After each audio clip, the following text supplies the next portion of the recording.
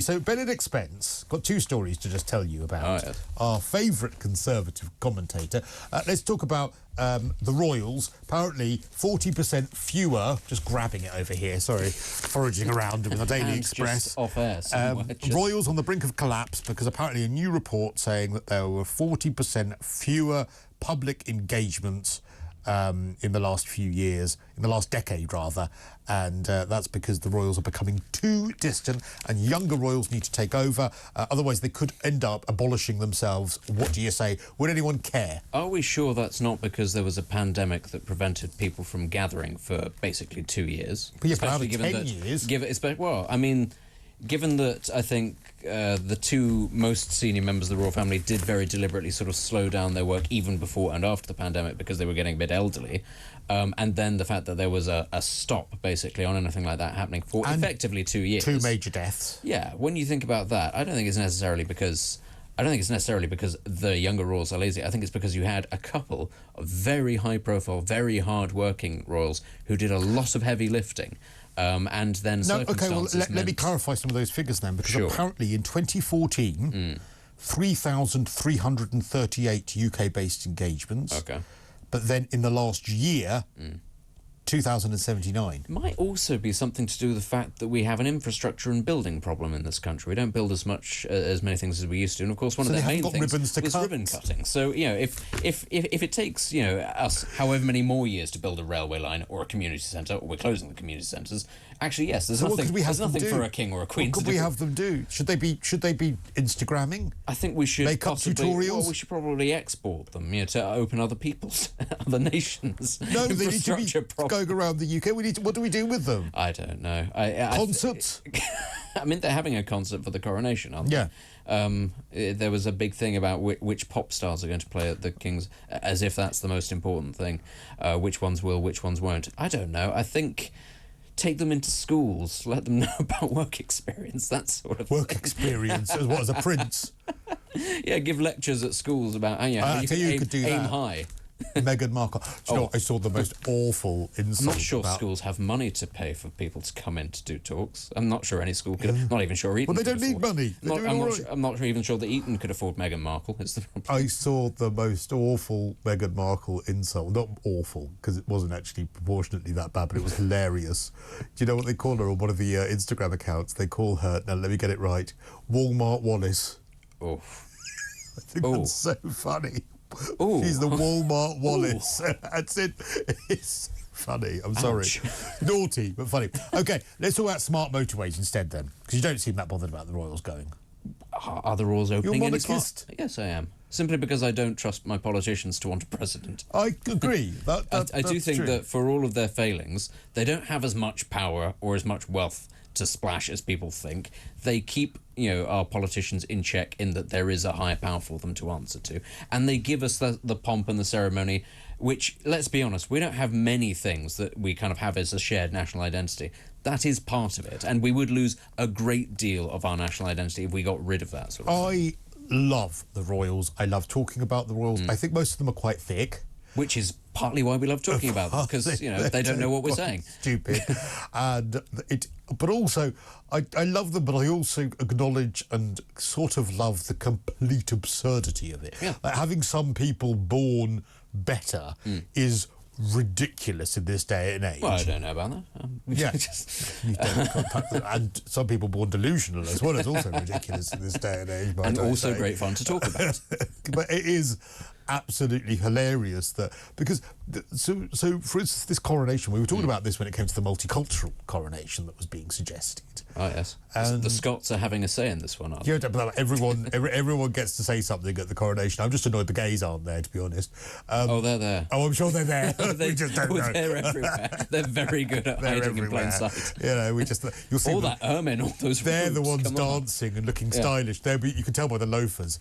But a lot of purple at this sort of thing. But we're talking about this. That if you are royal and if you are the king or in line to the king or one of the members of the family, you have to actually genuinely believe that you were chosen by God. That God chose for you to become the head of the Church of England. So that has to be your belief. I mean, Charles believes that God chose him to be king. Yeah.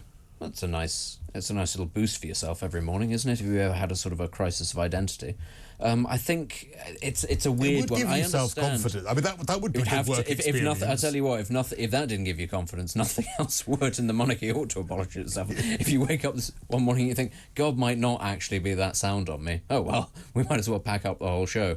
But it is a bit of it's a weird thing, this whole idea of, I understand where it comes from, wanting to be protector of the faiths. But honestly, I just think it's asking for a bit of trouble, frankly. I mean, marry that with the idea that, there's this talk about opening an investigation into the ties to slavery in the royal family and whether or not the royal family profited off the royal companies that traded slaves, and that there should be reparations. And you think, well, if you're going to start making reparations on the grounds of historical injustices, and you're also going to put yourself as the protector of the defender of the faiths, there's a lot of scope for the Roman Catholic Church to have a lot of fun with that and say, well, if reparations is the name of the game, my guy, there's a lot of cathedrals and a lot of monasteries that we feel rather strongly about, that your church, but now you're also the protector of us, took away from us. So again, can we have some money? And where do we stop with what about the Greeks? What about the gays? What about, there are so many... Your people do not deserve any more reparations, Cristo. You're here. You've got the show. Take it. What do we do? Take the win. We do. Just take the win. Should we have reparations for Section 28?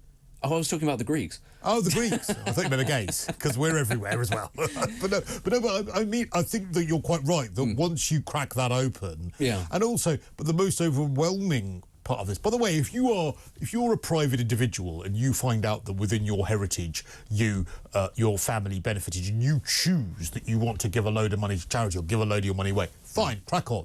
That's fine. It's the state in making you do that I'm against, because what's happening in California at the moment is this suggestion that California pays reparations to the black community of California. And I think it should first pay reparations to the Native Americans, who most of whom aren't there because they're dead, but also possibly to the Viceroyalty of Spain, because it belonged to Spain before it belonged to the US. I think there are other people. Well, and you'd have a situation where the Hispanic community. I have to be honest with you. The whole thing about reparations in the US and to the black community, it's because the black community is visible. I always feel very sort of awkward about it. Not awkward, but uncomfortable, because most of the Native Americans to whom you would want to pay reparations are not there because they were slaughtered.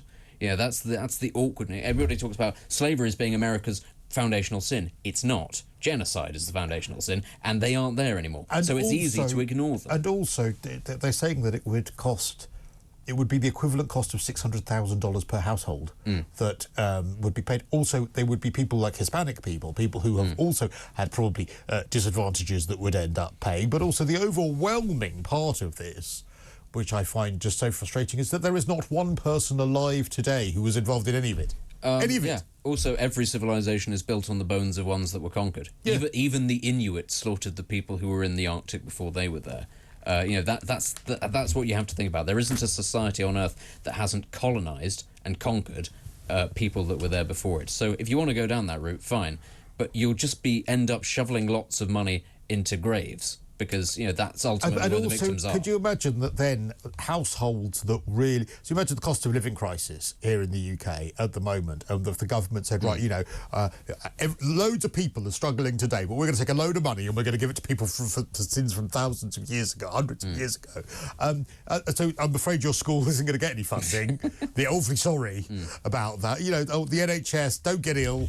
But it's also based on the idea that it's only one set of people that were involved in this. You basically then have to believe the cartoon stereotype that slavery happened because white people in pith helmets got off the boats with very large nets, went into West Africa and caught people, and that the local population had absolutely nothing to do with it. But when you think about where the Kingdom of Benin came from, the Benin bronzes, where did they come from? Who paid for them? Oh, yes, they're actually quite modern because they were paid for with the money that was made from selling their enemies, that they then sold to the British and the Spanish. We have this idea that the Benin bronzes are like the Elgin marbles, that they're these sort of fantastic ancient artifacts. They're not. They're very recently made. They're made of German bronze. That's what they are. Right. And then we're giving them back to the Nigerian government, who sold them all off in the first place.